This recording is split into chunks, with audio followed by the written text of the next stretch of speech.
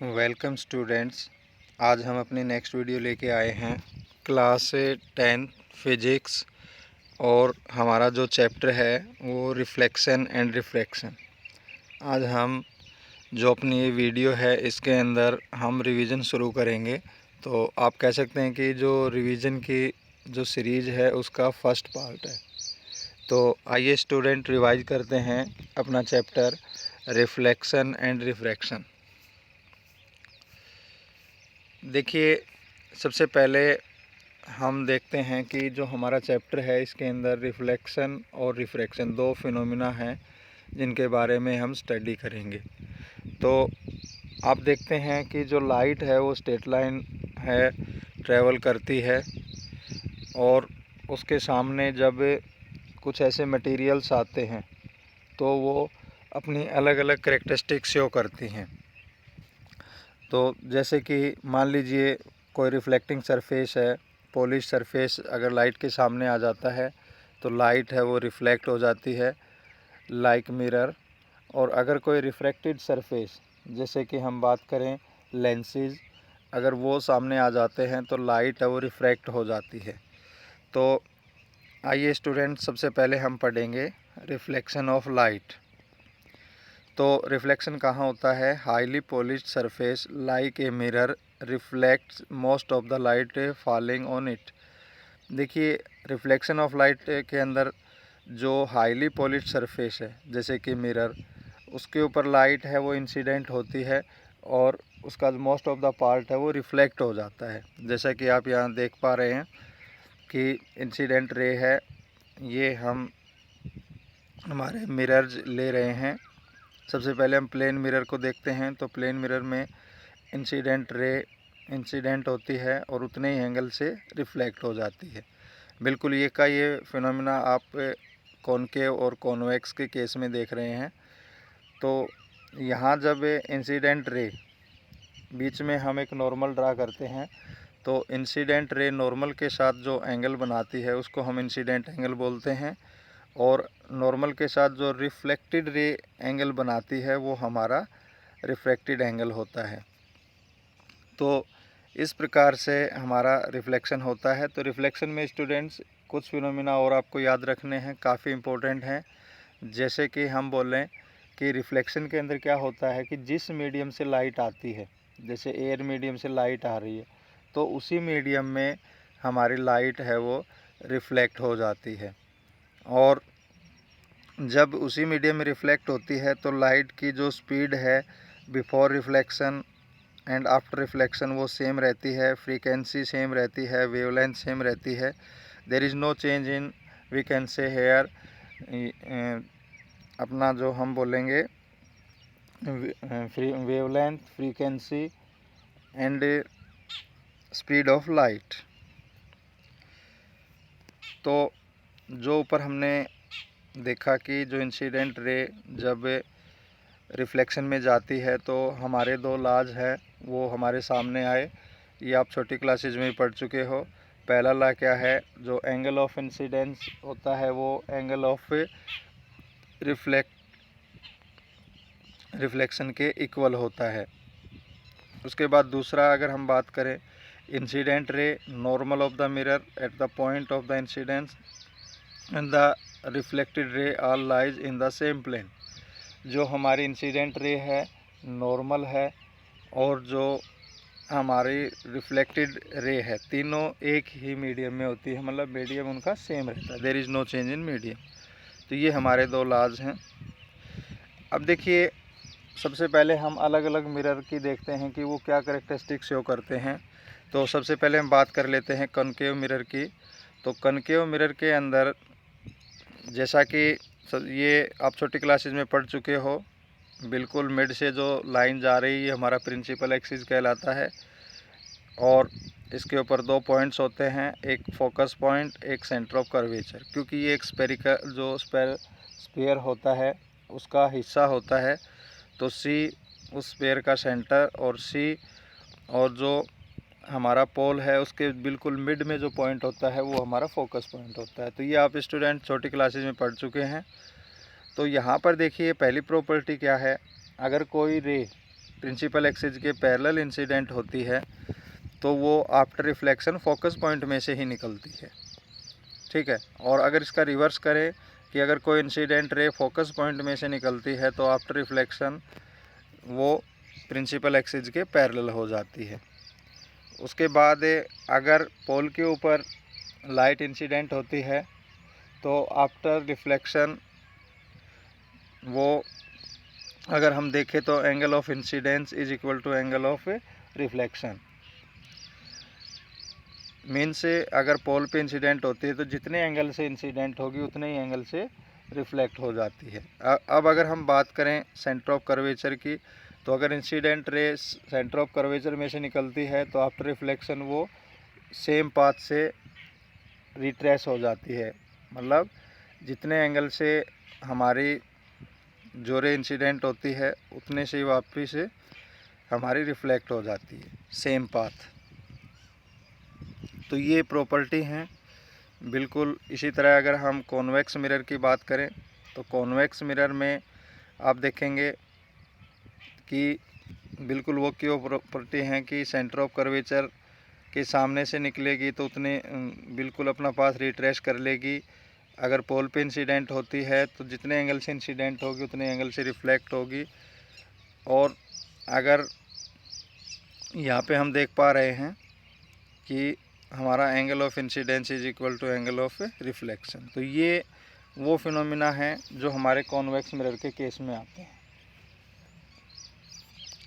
उसके बाद है एक काफ़ी इम्पोर्टेंट है, आप छोटी क्लासेज में पढ़ चुके हैं, properties of a plane mirror, कि जो हमारा प्लेन मिरर होता है उसकी क्या प्रॉपर्टीज़ होती हैं। तो सबसे पहली जो प्रॉपर्टी है, जो प्लेन मिरर है वो हमेशा इरेक्ट और वर्चुअल इमेज बनाता है, मतलब सीधी और आभासी।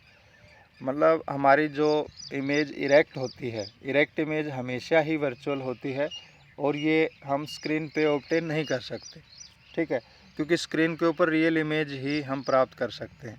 इसका ये हमारी वर्चुअल होती है। तो सबसे पहली और इम्पोर्टेंट प्रॉपर्टी कि इमेज जो प्लेन मिरर के द्वारा बनाई जाती है वो हमेशा इरेक्ट और वर्चुअल होती है। इरेक्ट मतलब सीधी और वर्चुअल मतलब आभासी। दूसरी है the size of the image is same as that of the object, कि जितनी ऑब्जेक्ट की साइज़ होती है तो इमेज भी उतनी ही साइज़ की बनती है, कोई चेंज नहीं होता है। जितना साइज़ का आपका ऑब्जेक्ट होगा उतनी साइज़ की आपकी इमेज बनेगी, ठीक है। उसके बाद जो इमेज बनती है वो मिरर से उतना ही पीछे होगी जितना कि हम मिरर के सामने खड़े हैं। मान लीजिए आप मिरर के सामने 2 मीटर के डिस्टेंस पे खड़े हो तो आपकी इमेज है वो मिरर के अंदर आपको 2 मीटर तक दिखाई देगी। मतलब जितनी दूरी पे आप मिरर के सामने खड़े हो आपकी इमेज मिरर से उतनी ही दूरी पर पीछे बनती है। The image is laterally inverted, जो प्लेन मिरर है वो लेटरल इन्वर्जन कर देता है, मतलब लेफ़्ट पार्ट है वो राइट की तरफ दिखता है, राइट पार्ट है वो लेफ़्ट की ओर दिखता है, तो वो हमारी इमेज का लेटरल इन्वर्जन कर देता है। उसके बाद देखिए जो हमारा कनकेव मिरर और कॉन्वेक्स मिरर होते हैं ये स्फेरिकल मिरर्स भी कहलाते हैं क्योंकि स्फीयर का एक हिस्सा होते हैं, ठीक है। तो जो स्फीयर का सेंटर है वो सेंटर ऑफ कर्वेचर कहलाता है और पोल से जो पॉइंट पी है ये हमारा पोल होता है, एफ फोकस पॉइंट होता है, सी सेंटर ऑफ कर्वेचर होता है।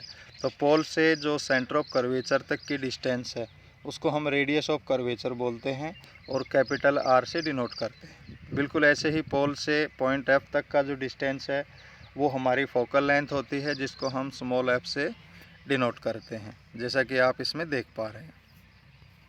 ये सारे हमने नोटिफिकेशन दिए हैं कि सी क्या है, एफ क्या है, पी क्या है, आर एफ सी पी क्या है।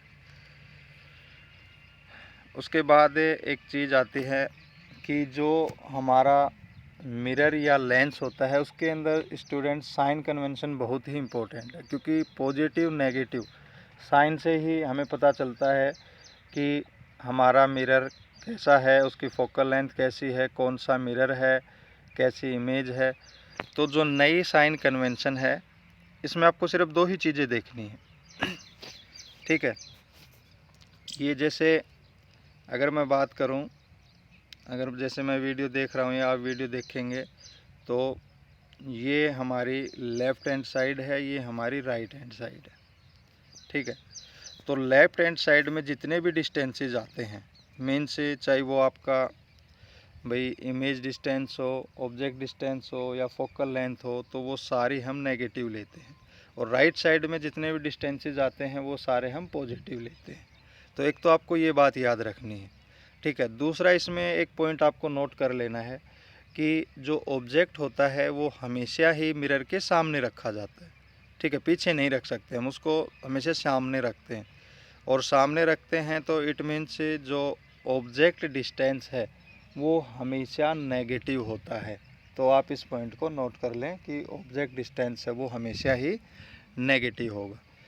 उसके बाद दूसरी इसमें चीज़ है कि जो प्रिंसिपल एक्सिस के ऊपर ऑब्जेक्ट हो या इमेज हो, ठीक है, तो वो हम पॉजिटिव लेंगे, उसकी जो हाइट है वो पॉजिटिव होगी। और जो प्रिंसिपल एक्सिस के नीचे बनता है उसकी हाइट हमारी नेगेटिव होगी। तो इसमें भी आपको एक पॉइंट याद रखना है। मेन पॉइंट क्या है कि आपका ऑब्जेक्ट हमेशा प्रिंसिपल एक्सिस के ऊपर रखा जाता है, तो जो ऑब्जेक्ट हाइट है, ठीक है, वो हमेशा ही आपकी पॉजिटिव होगी। इमेज है वो आपकी ऊपर भी बन सकती है, जैसे आपकी वर्चुअल इमेज ऊपर बनती है तो उसकी हाइट पॉजिटिव लेंगे। रियल इमेज हमेशा प्रिंसिपल एक्सिस के नीचे बनती है तो वो हमारी नेगेटिव होगी। तो यहाँ पे साइन कन्वेंशन में केवल यही बातें हैं जिसमें साइन चेंज नहीं होता। जैसे ऑब्जेक्ट डिस्टेंस है उसका कोई साइन चेंज नहीं हो सकता क्योंकि ये मिरर के सामने रखा जाता है, तो वो हमेशा जो ऑब्जेक्ट डिस्टेंस है वो हमेशा हमारी नेगेटिव होती है। इसी प्रकार ऑब्जेक्ट हमेशा प्रिंसिपल एक्सिस के ऊपर रखा जाता है, तो जो ऑब्जेक्ट की हाइट है वो हमेशा ही हमारी पॉजिटिव होगी, ठीक है। तो ये कुछ एक जो मेन पॉइंट्स हैं ये आपको याद रखने हैं। साइन कन्वेंशन बहुत ही इम्पोर्टेंट है क्योंकि इससे रिलेटेड आपके न्यूमेरिकल्स आते हैं और न्यूमेरिकल्स के अंदर साइन कन्वेंशन का काफ़ी महत्व है। यस, आगे बढ़ते हैं। उसके बाद हम देख लेते हैं कि जो हमारा मिरर फार्मूला हम कैसे ड्राइव करते हैं। तो इसमें आप देख पा रहे हैं मिरर फार्मूला के लिए सबसे पहले आप क्या करेंगे कि हमारी जो इंसिडेंट रे है पोल पे इंसिडेंट होगी और उतने ही एंगल से हमारी रिफ्लेक्ट हो जाती है। एक सेंटर ऑफ कर्वेचर में से जाएगी, जितने एंगल जैसे यहाँ से निकलेगी तो इसी पाथ से रिट्रेस हो जाएगी और ये दोनों यहाँ पे मिलती हैं। जो भी दो रे हमारी मिलती हैं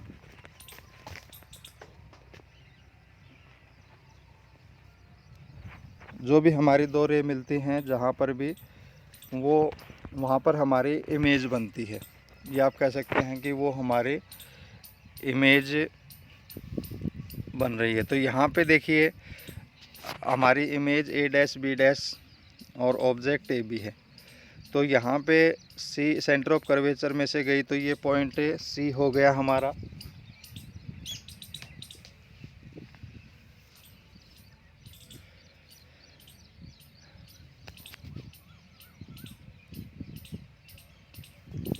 साड़ी है हिट हिट हिट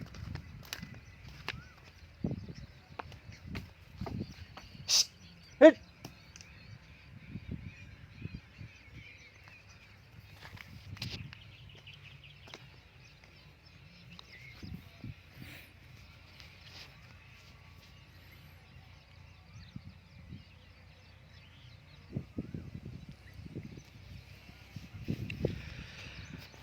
तो यहाँ से हम ट्रायंगल ए बी सी लेते हैं और triangle A dash B dash C लेते हैं। तो आप देख रहे हैं कि ए बी सी और ए डैश बी डैश सी दोनों हमारी सिमिलर ट्रायंगल हैं।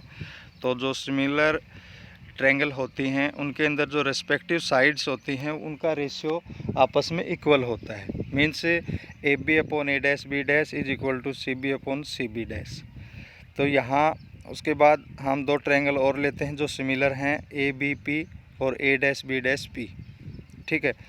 तो यहाँ से भी हम दो साइड्स का रेशियो लेते हैं, तो ए B upon A dash B dash is equal to be P upon P B dash, ठीक है। अब देखिए दोनों इक्वेशन को अगर आप कंपेयर करेंगे तो दोनों ही A B upon A dash B dash के इक्विवेलेंट हैं। तो लेफ्ट हैंड साइड इक्वल है तो राइट हैंड साइड भी इक्वल हो जाएगी। तो C B dash is equal to P B upon P B dash, ये हमारी इक्वेशन बन गई 3। अब जो डिस्टेंस हम पोल से जो मेजर करते हैं तो हमारा सी बी होगा P B minus P C, इसी प्रकार सी बी डैश होगा P C minus P B dash, ठीक है। तो हम सी बी और सी बी डैश की वैल्यू रख देते हैं और यहाँ से आपको पता है पी बी है वो हमारा ऑब्जेक्ट डिस्टेंस है और वो लेफ्ट हैंड साइड में है तो उसको नेगेटिव में लेंगे। साइन कन्वेंशन का यूज़ करेंगे हम, जो न्यू साइन कन्वेंशन है। पी सी है वो रेडियस ऑफ कर्वेचर है, ये भी हमारी लेफ्ट हैंड साइड में है तो ये भी नेगेटिव, और जो हमारी इमेज भी इसी यहीं पे बनी है इसी साइड तो ये भी हमारी नेगेटिव। ये सारी वैल्यूज़ रखते हैं तो हमारा आ जाता है U R plus V R is equal to 2 UV, ठीक है।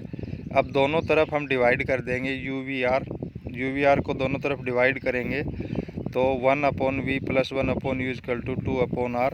और यहाँ पे हमें पता है जो रेडियस ऑफ कर्वेचर है r वो फोकल लेंथ का दुगना होती है, ठीक है।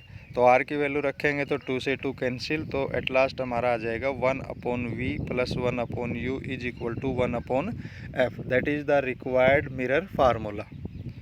तो ये इजी है स्टूडेंट्स, आप इस फार्मूले को तो याद रखेंगे ही, साथ में आप लोग इसको ड्राइव भी कर सकते हैं। तो we have to obtain same formula in case of convex mirror. अगर आप कॉन्वेक्स मिरर लेते हैं या कॉनकेव का तो केस हम कर ही रहे हैं, कौन सा भी मिरर ले लीजिए आपका जो मिरर फार्मूला है वो सेम आएगा। उसके बाद स्टूडेंट्स आता है practical application of spherical mirrors. जो स्पेरिकल मिरर्स होते हैं उनकी क्या एप्लीकेशन है, क्या यूज़ हैं, हम किस काम आते हैं हमारे, तो आप इसमें देखेंगे। पहला है जो कॉन्वेक्स मिरर है वो स्ट्रीट लैंप में रिफ्लेक्टर के काम आता है। जो हमारी स्ट्रीट लाइट होती हैं उसके अंदर जो रिफ्लेक्टर लगा होता है वो हमारा कॉन्वेक्स मिरर होता है, ठीक है। कॉन्वेक्स मिरर है उसका यूज़ ड्राइवर मिरर के रूप में भी किया जाता है। जैसे कार है, स्कूटर, मोटरसाइकिल जो भी हैं व्हीकल, आप उनके देखेंगे साइड में मिरर होता है जो पीछे का व्यू देखने के काम आता है, ठीक है। तो वहाँ पर भी हम कॉन्वेक्स मिरर का यूज़ करते हैं, क्योंकि कॉन्वेक्स मिरर हमेशा वर्चुअल और इरेक्ट इमेज देता है और स्मॉल इन साइज़, जिससे पीछे जो भी हमारा व्हीकल आता है उसका पूरा व्यू हम देख पाते हैं और सीधी और हमारी जो वर्चुअल इमेज होती है तो इसमें हमें और भी आसानी हो जाती है। तो इस प्रॉपर्टी को ध्यान में रख के कॉन्वेक्स मिरर का हम ड्राइवर मिरर के रूप में यूज़ करते हैं। उसके बाद हम बात करें कनकेव मिरर। इसका भी जो सर्च लाइट या जो गाड़ी व्हीकल की हेडलाइट होती हैं उसके अंदर रिफ्लेक्टर का काम करती है। रिफ्लेक्टर इसलिए हम कॉनकेव मिरर का यूज़ करते हैं।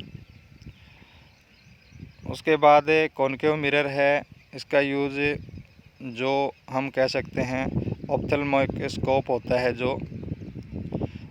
जो कि हमारी reflecting light on to the retina of the eye, ठीक है। जो लाइट है उसको रिफ्लेक्ट करने में काम आता है to the retina of the eye. उसके बाद एक कनकेव मिरर का अगर हम बात कर लेते हैं तो कनकेव मिरर हमारा शेविंग मिरर या मेकअप मिरर के रूप में भी यूज किया जाता है, क्योंकि शेविंग मिरर में हम मिरर को बिल्कुल अपने चेहरे के पास रखते हैं। तो आपको पता है कि कनकेव मिरर में बिल्कुल पास अगर ऑब्जेक्ट रखते हैं तो उसकी वर्चुअल और इरेक्ट इमेज बनती है लार्जर देन ऑब्जेक्ट और बड़ी बनती है, जिससे हम चेहरे का जो बारीकी से जो भी हेयर हैं वो भी हम आसानी से देख सकते हैं। स्पेरिकल मिरर कैन आल्सो भी use as a trick mirror. Spherical mirror का ट्रिक मिरर के रूप में भी यूज़ किया जाता है। आपने म्यूजियम वगैरह में देखा होगा, वहाँ पर जो कनकेव और कॉन्वेक्स मिरर है उनको इस प्रकार से एडजस्ट किया जाता है कि कहीं पे आपकी इमेज है मोटी दिखेगी, कहीं पे आपकी पतली दिखेगी, कहीं पे चेहरा बढ़ जाएगा। तो एज ए ट्रिक मिरर भी इसका यूज किया जाता है। तो ये स्टूडेंट्स इसके यूजेस थे। तो आप इनको करें। तो आज के लिए इतना ही। नेक्स्ट वीडियो में हम आगे रिवीजन करेंगे। तो आप इनको अच्छे से करें। कहीं भी कोई प्रॉब्लम आती है तो आप कमेंट्स बॉक्स में जाके पूछ सकते हैं। तो आज के लिए इतना ही। तो स्टूडेंट, वीडियो को लाइक करें, शेयर करें। अभी तक अगर आप लोगों ने हमारा चैनल सब्सक्राइब नहीं किया है तो सब्सक्राइब कर लें। Thank you.